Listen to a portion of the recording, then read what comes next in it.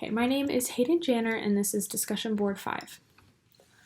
Postmodernism art movements are full of new ideas and techniques that really changed the game, but there are three things in this movement that I think really stood out and had a lasting influence beyond just the art world. I think that postmodernism art movements allowed for more representation in the media. One of the movements that really highlights this is identity politics. This movement has led to a greater awareness and a huge change in the way the media addresses work by historically marginalized groups. Not only has art come out of this movement, but also things like decolonization initiatives and diversity programs, as well as other movements. There is actually evidence and influence that can be seen in TV and film production as well. Lasting effects from this movement include the ability and willingness of these groups to be able to speak up for themselves and take those steps towards the equality that they never had. Some of these groups and movements include and are not limited to feminism, racial equality, LGBTQ+ movements, disability acts, and tons of other things. Overall, I think identity politics has really allowed minority groups to have that voice and be able to stretch it out past art, and it's actually used every day still. Another movement that really reached beyond the art world, in my opinion, would be the environmental art movement. The reason I think that this movement really reaches past the art world is because it calls awareness to nature through art, and this art style causes people to rethink how they see the world and how mankind's actions may or may not affect it, which in turn is able to raise awareness to endangered species, deforestation, and pollution.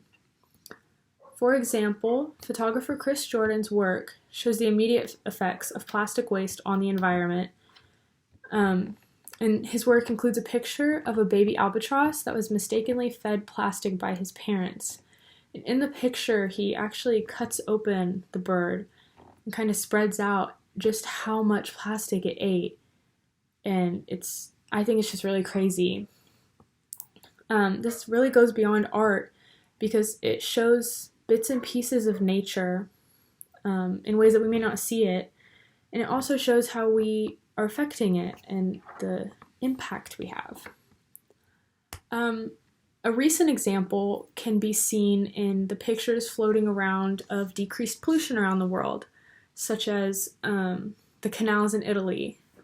And it has been said that due to decreased boat activity, the canals have actually cleared up, which is just crazy that it can happen in such a short amount of time. So this simple picture of clear water is kind of a double-edged sword because it has the ability to invoke hope, to show how quickly things can heal, but it's also showing the damage we do, just how bad it was before. So I think that's how the environmental art side can really go beyond art and really show an impact on something that can't really speak, like nature. The last movement that I think goes beyond the art world is street and graffiti art. This movement doesn't typically have a target demographic, and it's not really solely for just the art world. It's more for everybody to be able to see and enjoy and do whatever with. An example I have of it reaching past the art world is there's a sign above I-45 in Houston, where I live, and it says, "Be someone." I see it every time I go downtown, and it's actually become a famous symbol in the city, and it's the most photographed work of art.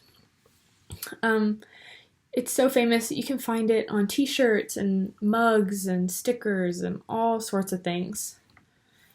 And this simple two-word sign above the street has really brought together a sense of community, and it makes everyone in the city kind of feel together and connected, and there's over 6 million people, so I think that that's just a way that it's gone past just art. It's just two words and everyone feels connected by it.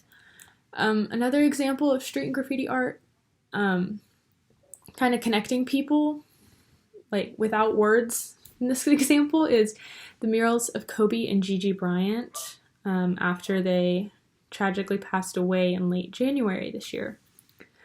These murals started popping up all over the place, not just in LA.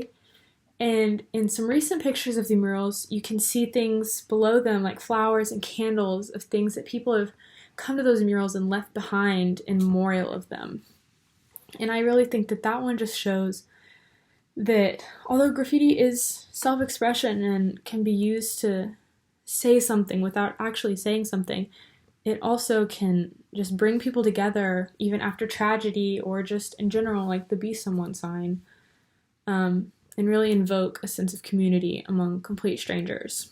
So, yeah. This movement, like postmodernism, has probably been one of my favorites in the class. I just really like how you can like look beyond just the art and what that specific thing means, and you can use the whole movement, like graffiti or environmentalism or the politics, and just really see past it and find a meaning beyond the whole movement instead of one piece in itself. So I think that's really cool. It just really shows that art really has the power to do amazing things, like give people a voice to fight for what they want, raises awareness for things that may not be able to talk, bring complete strangers together to form a sense of community. So I just thought that those three things kind of really stood out and really lasted. My questions are, what was your favorite movement from this unit, and how does it push past the art world? And then, why do you think art has the ability to invoke such a feeling of togetherness in people that don't even know each other? So.